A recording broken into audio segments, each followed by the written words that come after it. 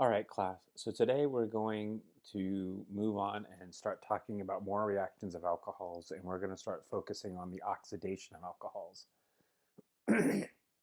So, so far we've looked at how we can make alcohols from the reduction of carbonyl compounds. And keep in mind, in a previous lecture, I showed you the different oxidation states of carbon with oxygen. And so when we did reductions, as we went from the ester to to a ketone or aldehyde to the alcohol to the alkane, we're reducing it, and we're gaining electrons. So as you gain electrons, that oxidation number is going to get higher. So now we're going to oxidize the molecule, and so we're going to do the opposite.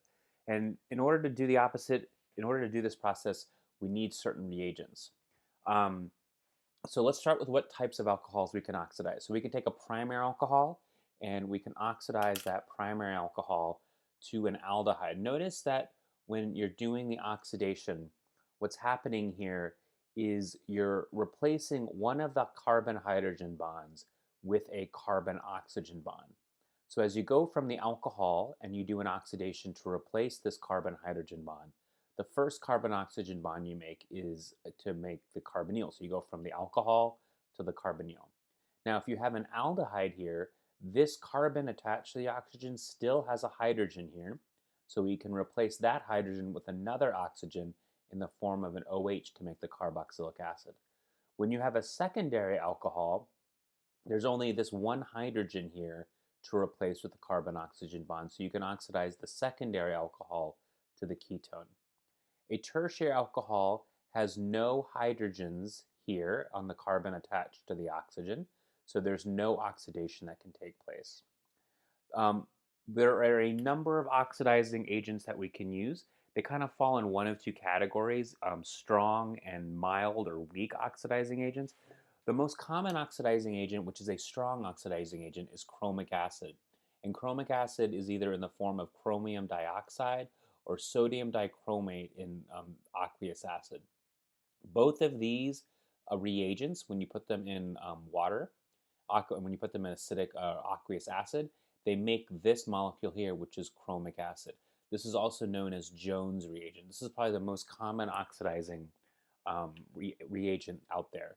Now, the way this reaction works is when you take Jones reagent and you react it with an alcohol, there's a reversible process of where this alcohol displaces one of these OHs in the form of water to make something that we call the chromate ester.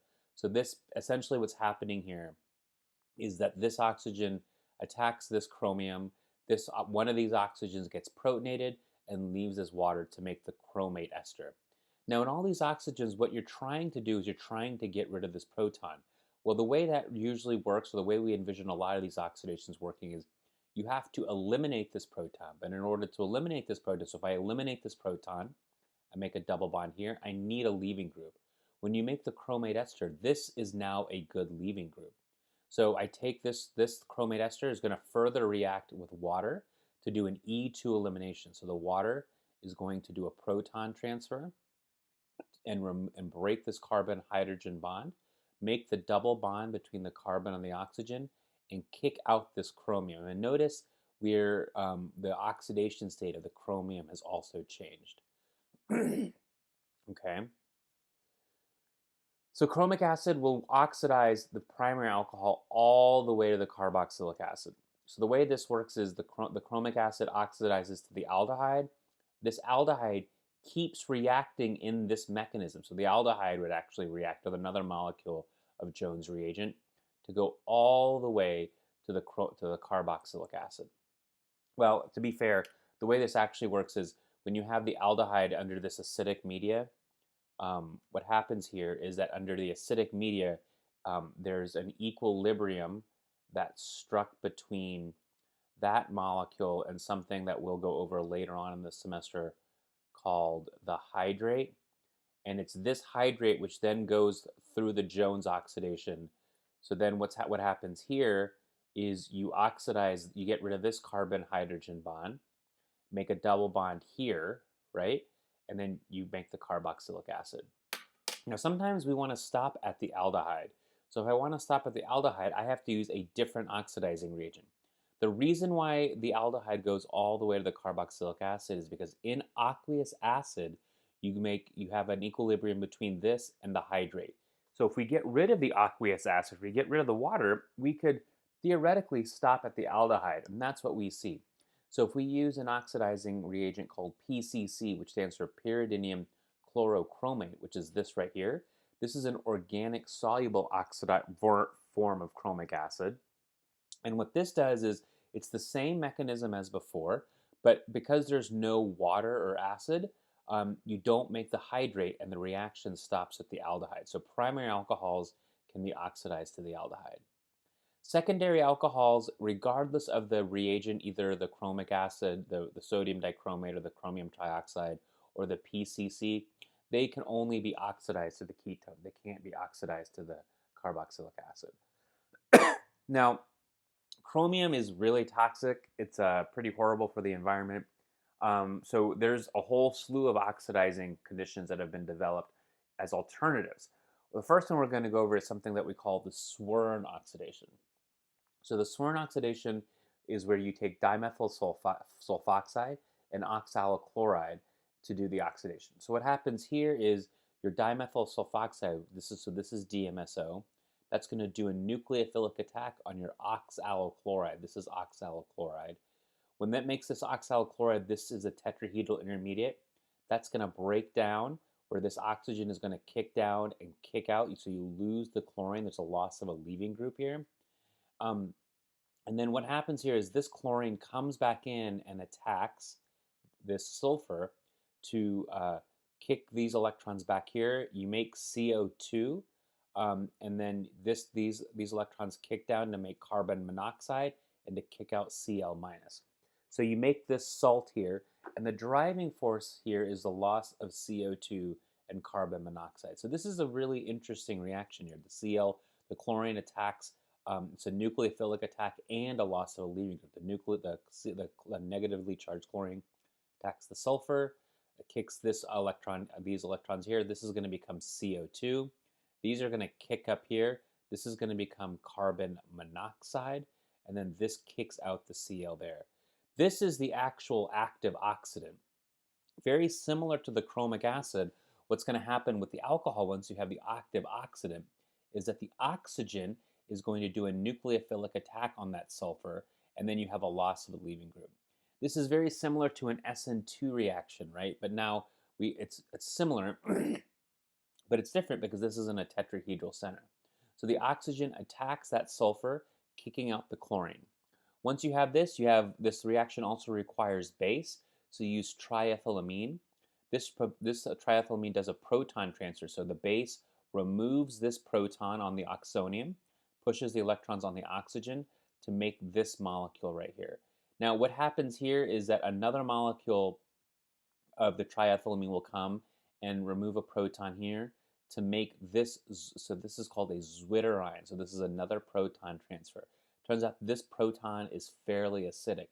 And there's a resonance structure here where there's actually a double bond. But remember, sulfur, because of the size of the sulfur p orbital, it actually kind of doesn't really have very good overlap to make the sulfur-carbon double bond. So now you have this carbanion, and what's going to happen is going to be an intramolecular proton transfer elimination. So this carbanion is going to remove this proton. That's going to break this carbon-hydrogen bond to make the carbon-oxygen bond here, and that's going to push these electrons back up onto the sulfur to make dimethyl sulfide, which is the byproduct here. Like PCC, the Swern oxidation will take primary alcohols and stop at the aldehyde. Another type of reagent that you can use that we're going to go over is with something known as Des-Martin periodinane, or DMP. And it's the same. It gives the same types of results as the Swern. So this reagent here, the Des-Martin periodinane is a hypervalent iodine reagent. So there's an iodine with a bunch of bonds here. You see all these different oxygen bonds. Now this AC, that stands for acetate, and so that's what the OAC looks like here, okay? So what's going to happen in the DMP oxidation is that you take the alcohol, It's going to react with DMP in the presence of methylene, with the solvent as methylene chloride or dichloromethane. And what happens here is there's going to be a displacement of one of the acetates of the alcohol is going to displace one of the acetates. So notice here we started with 3 acetates. The alcohol will displace one of the acetates, and now this is then set up to do an intramolecular elimination again. So what's going to happen here, and this reaction looks a lot like the epoxidation mechanism. So what's going to happen here is that this carbonyl is going to remove the proton here. That's going to break this bond to oxidize to make the carbon-oxygen double bond here. That's going to break the oxygen-iodine bond, and then this is going to go to remake the carbonyl over here. So you make the aldehyde, and you have reduced the iodine, and you make acetic acid. This reaction is non-acidic and doesn't require high temps, but the chromium oxidations do. So a lot of times people will try to do the Des-Martin oxidation, the Swern oxidation, in place of the chromium oxidation. Okay, so now with that in mind, take a minute and try to predict the product of this oxidation.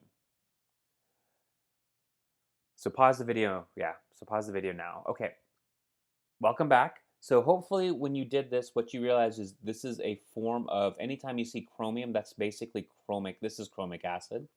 And so any primary alcohol or aldehyde, that gets oxidized to the carboxylic acid.